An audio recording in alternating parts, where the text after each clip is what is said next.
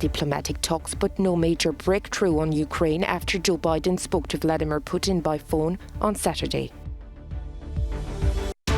In The Hague, Paris and Zurich, anti-COVID restrictions protesters have demonstrated, movements initiated by Canadian truckers. Anti-COVID restriction demonstrations continue in Canada as more people join the so-called Freedom Convoys. The Super Bowl is fast approaching and the Los Angeles Rams are getting ready to face the Cincinnati Bengals.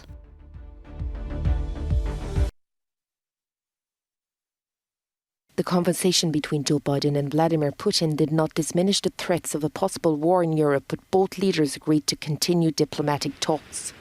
During his call on Saturday, US President warned his Russian counterpart of severe costs if he invaded Ukraine. The conversation came at a critical moment as the US insists on saying a Russian invasion could happen by the end of next week. Washington, London and Berlin have already told their citizens to leave the country. Moscow is continually denying any attack on Ukraine and calls hysteria such allegations.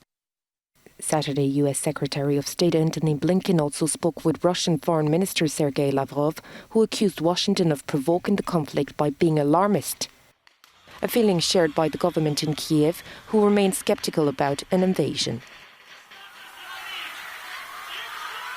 And the truth that we have different information. And now the best friend for enemies, that is panic in our country. And all this information that helps only for panic doesn't help us. On Saturday, more than 30 ships from the Russian Black Sea Fleet have started training exercises near Crimea, a peninsula annexed by Russia in 2014. Moscow also claims to have driven a US submarine from its waters in the Pacific Ocean.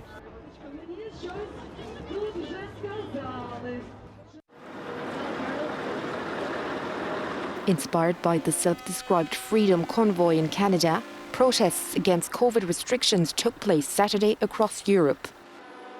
In The Hague, several hundred of vehicles blocked the city centre and stayed around the seat of the Dutch government.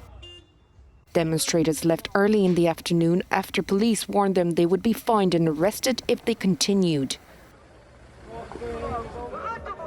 In Paris, police fired tear gas at a handful of people on the Champs-Élysées Avenue. At least 500 vehicles attempted to enter the capital at key arteries but were intercepted by police. Several protesters were arrested and knives, hammers and petrol cans were seized in a central square in southern Paris.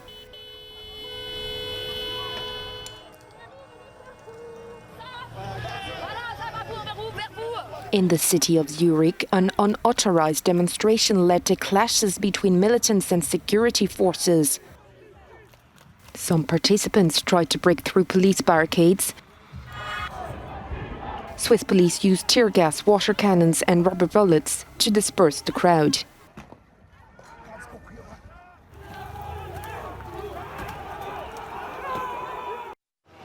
In Canada, demonstrations by protesters opposed to vaccine mandates and other COVID restrictions are still going on. On Saturday night, police persuaded many drivers in Windsor to remove their vehicles that had been blocking the Ambassador Bridge, a key border crossing to Detroit in the US. They left peacefully, but since then more protesters have arrived and on Sunday morning were still blocking access from the Canadian side. The so-called Freedom Convoys started around a week ago. In the nation's capital, Ottawa, protests were also continuing, with thousands of people taking part as they have on past weekends. The demonstrators gathered at Parliament Hill and a line of trucks continue to block the main road in front of the country's Capitol building. Anti-vaccine demonstrators have been encamped downtown since late January.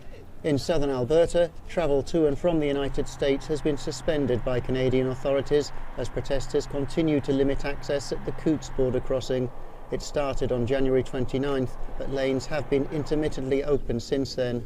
And in the east, around 500 protesters gathered in downtown Toronto to show their support to the truckers and to protest the COVID-19 restrictions imposed by the Canadian government. There was also support in Montreal on Saturday from Freedom Convoy supporters, but they were met with a small number of counter-protesters objecting to the anti-vaccine demonstrators.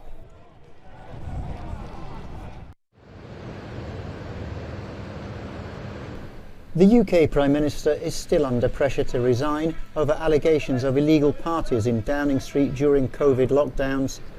He's one of around 50 people who've been sent a questionnaire by police in London investigating the accusations over the so-called Partygate affair. So far, Johnson has insisted he won't step down, and his party's MPs have not launched any official challenge to his leadership. But a recent poll found that 63% of those surveyed think he should resign. Even before the Partygate, he wasn't a reliable person, and I think we should get rid of him. I just think it was completely disrespectful and a disregard to all the guidelines that he's put in and everything like that. It just wasn't fair on the people. And I think if it was Theresa May, she'd be out of power straight away. So he's getting a lot of leeway for it. He's gotten away with a lot, for sure. I don't think he should resign, no. He's good in one way and then he's done wrong in other ways, so I think government's all the same anyway. Many of Boris Johnson's party MPs are waiting to see the results not just of the criminal investigation, but also the full version of an internal report by Sue Gray, a senior civil servant.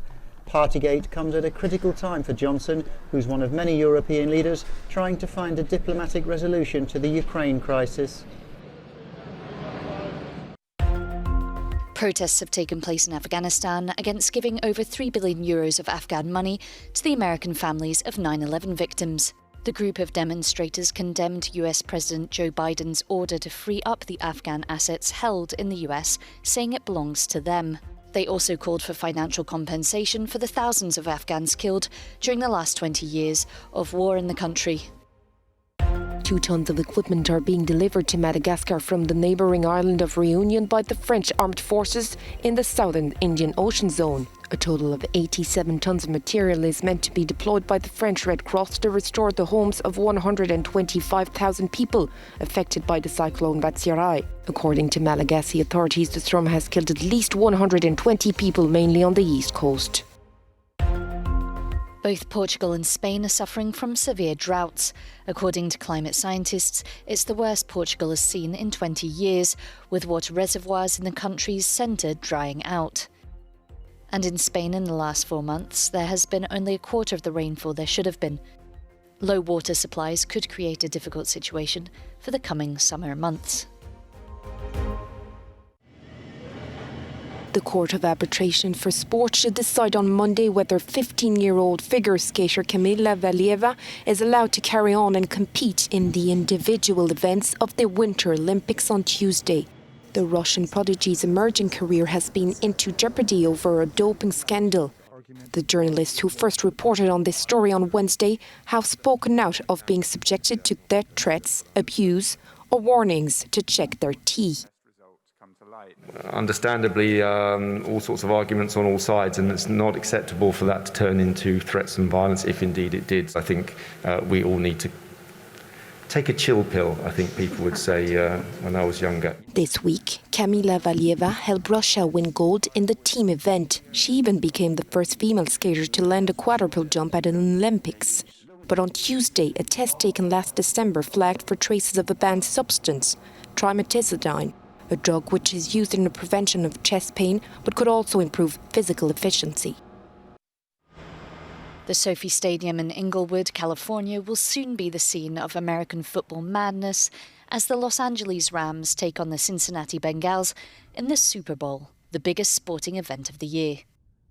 The Rams will be playing at home in an attempt to win the Vince Lombardi Trophy, which they've only won once before in 2000. The Bengals, on the other hand, have never won a Super Bowl before. Both teams prefer to play in the air and on the offensive. The Rams have a slight edge in the standings, but the final should be just like the previous playoff games, very close. But this year's Super Bowl wants to show once-in-a-lifetime performance both on the field and off, and it's looking to relaunch the musical performance machine, which has stalled a little due to the health crisis. For this, organisers have chosen Mickey Guyton and Jenny Aiko to perform the national anthem and America the Beautiful. And at halftime, the show will feature some of the top names in hip-hop and R&B with Dr. Dre, Eminem, Mary J. Blige and Snoop Dogg.